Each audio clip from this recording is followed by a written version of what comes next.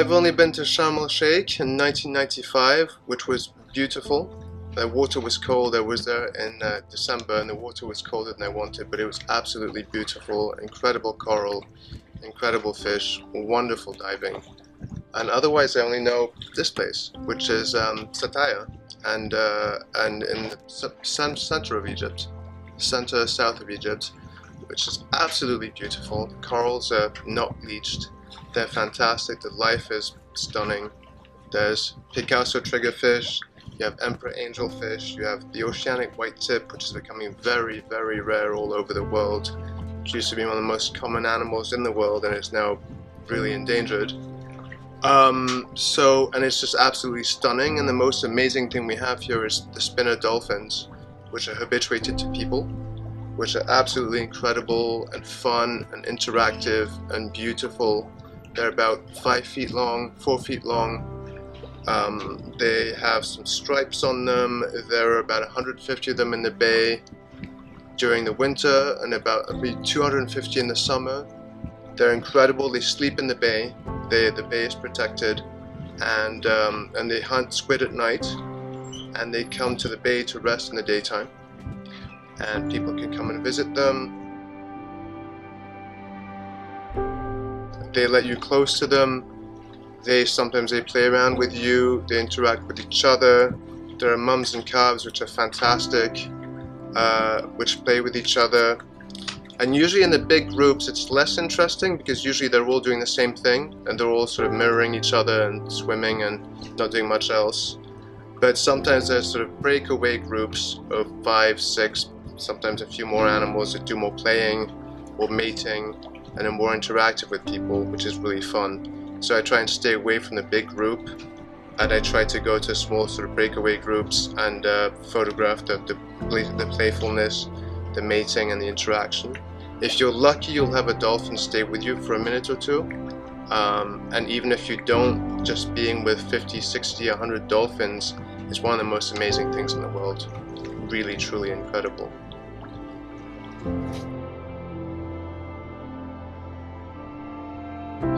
So Sattaiah is amazing, and it's about a 5-kilometer long reef with a more northern area and a more southern area. And it's a small reef, but it basically creates cover for the dolphins, which come and rest here during the day. They go out off the reef at night to eat squid. In the day they nap, they play with each other, they interact with people when we go in with them. And usually we find them in the north. Sometimes we can't see them, sometimes you don't see them, sometimes the weather isn't so good, or the waves are higher and you can't see them, and sometimes they've chosen to be in the south of Sattaiah instead of the north. We try to find them every day, we don't always succeed. They're amazing.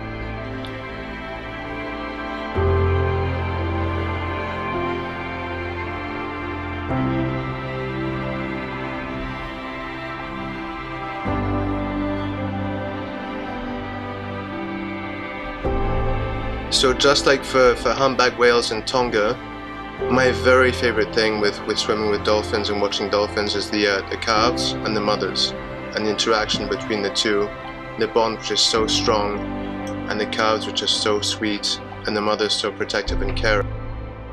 So you can definitely tell that the dolphins come here to sleep in the daytime, because at night they eat squid off the reef, and then in the daytime they come to nap and interact here.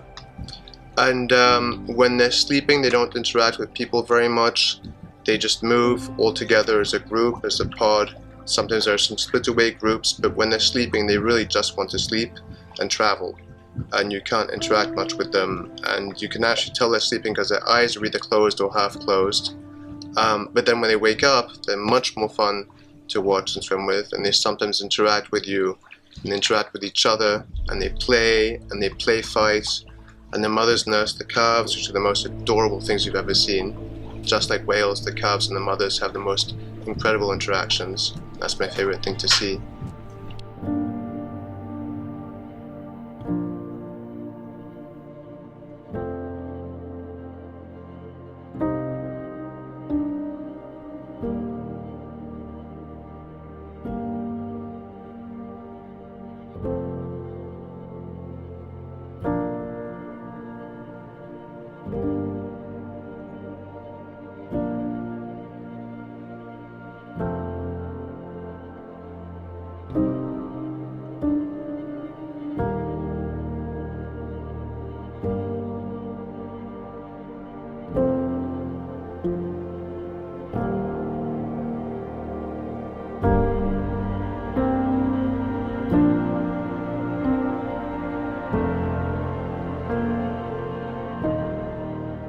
So what we do to go and see the dolphins is we take a dinghy and we predict where they're going to be because we're watching them and following them, and we try and drop in front of them so they'll come to us and we can actually enjoy seeing them and take photographs and video.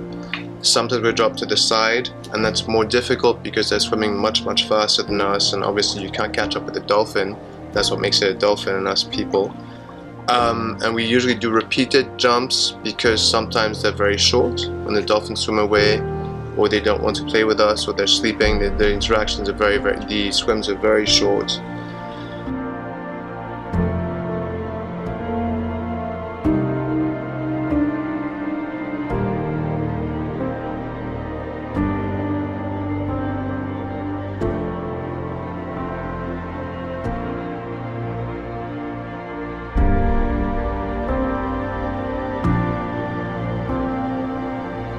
May and December is when you find the most calves here.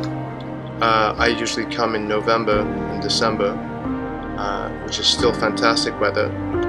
I don't like cold water, so I love the fact that here it's 26-27 degrees with beautiful coral when you go diving and amazing dolphins the rest of the time.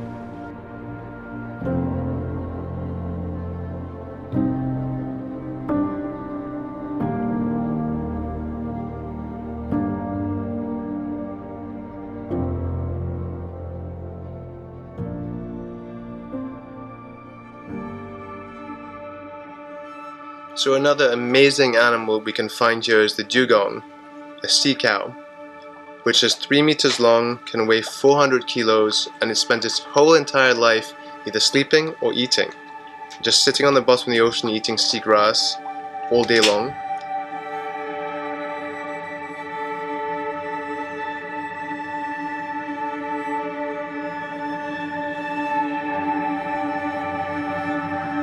They have these really weird little nostrils which actually look like valves. They have these tiny beady eyes, a tiny ear hole in the back of them.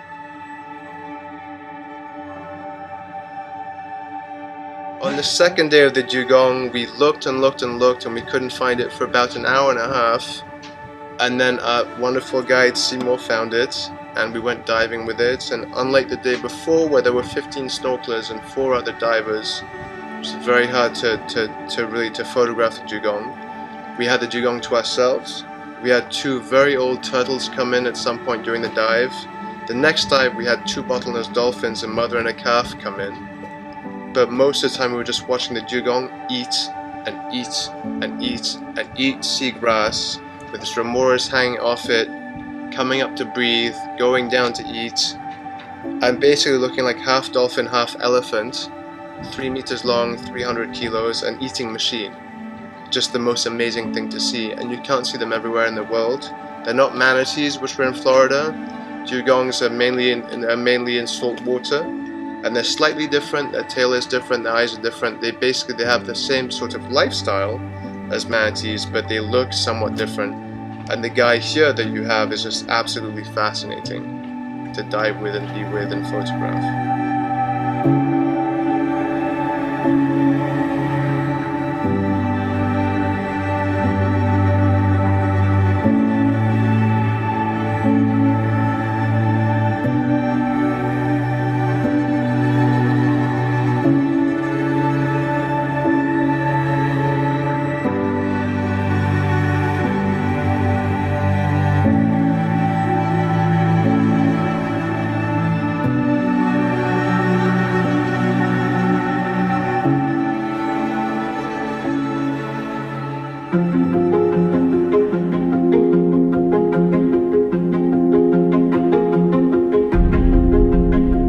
Egypt is also quite famous for sharks, and you have my favorite shark here, which is the Oceanic Whitetip, which is amazing, can be about 3 meters long.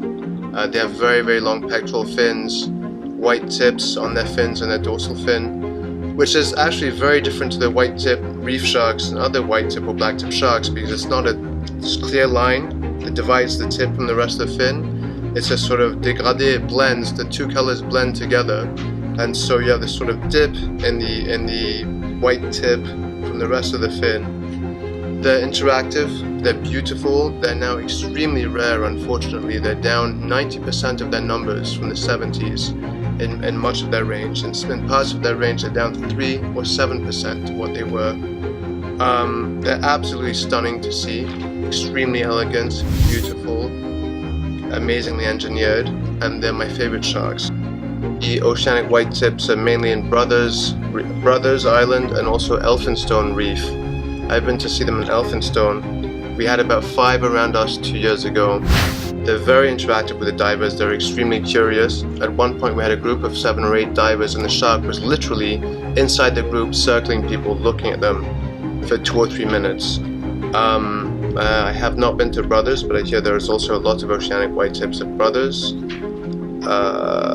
They are just the most amazing sharks out there. They have a very bad reputation for no reason I can really think of, sharks in general, since we actually kill 100 million sharks every year, and only 6 or 7 people are killed by sharks each year.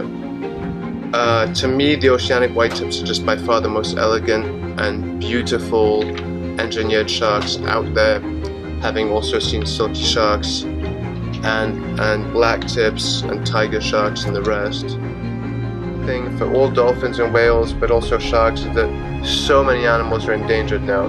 30% of dolphin and whale species, 30 or more % of shark species are endangered from fishing, from pollution, from climate change, and from so many other things.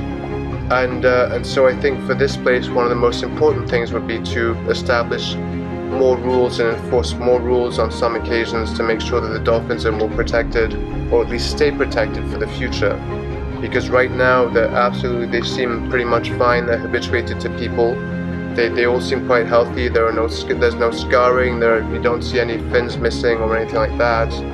One would want to keep it that way, and one would want to make sure that the government and the guides and everyone respects them and make sure that they're protected and here for many generations to come.